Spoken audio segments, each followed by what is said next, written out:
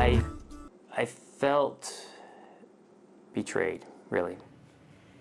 New at 10. It's been 6 months since we first reported on the state's push to end a program paying parents and spouses to care for their loved ones. Now it is officially over. The federal government recently approved the ask, leaving families scrambling to figure out what's next. Abby Davis is following this story. And Abby, how are people feeling? Well, parents are anxious about possibly having to find an outside caregiver. They think the Idaho Department of Health and Welfare made a big mistake phasing out the pandemic-era program. What should go here? Nathan Hill wears many hats: father, teacher, supporter, Cooler. We got it. and caregiver. Parents and spouses, we are dependable. We never call in sick. We have a very fond and genuine love. I met Nathan around December, shortly after learning the Idaho Department of Health and Welfare program that pays him to care for his disabled son Brady might end. I saw it right on my head. Nope, it's for your face. What? Last month, the Federal Centers for Medicare and Medicaid Services approved the department's request.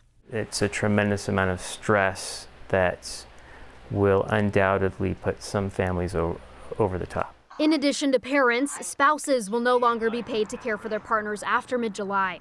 IDHW wouldn't do an interview for this story, but Medicaid Deputy Director Juliette Sharon previously said they wanted to end the program because of, quote, thousands of cases of fraud and abuse. Health and Welfare also said there isn't enough money coming from the state and federal governments to keep up with demand. It is certainly not the outcome that we had hoped for. Say hi, Abby. Idaho Falls dad Justin Buell Say hi, Abby. doesn't know how his 7-year-old will get the care she needs going forward. She was born with a rare condition called intestinal pseudo-obstruction and is autistic and nonverbal. This is what she eats. That's her TPN in this bag. The anxiety level is definitely high around here, trying to figure out, what we are going to do, what our options are going to be. It's always been a tremendous struggle to, fill in the night nursing shifts, provide the care during the day, and keep the rent paid and the lights on, okay? And this is what all of these families will be dealing with. Raya's doctor, Adrian Curnow, says the timing of this decision doesn't make sense considering Idaho has a shortage of caregivers.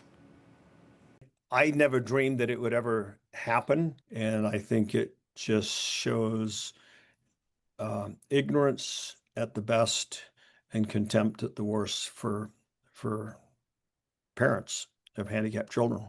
I'm working to figure out exactly how many families this decision affects, but the Centers for Medicare and Medicaid Services says they got nearly 1,000 comments after the state put in the initial request, and all of them were against this. Meantime, that dad you heard from, Nathan Hill, says they're working on legislation to try to bring the program back. I asked a department spokesperson if that's a possibility, and he did not give me a clear answer. Morgan and Brian.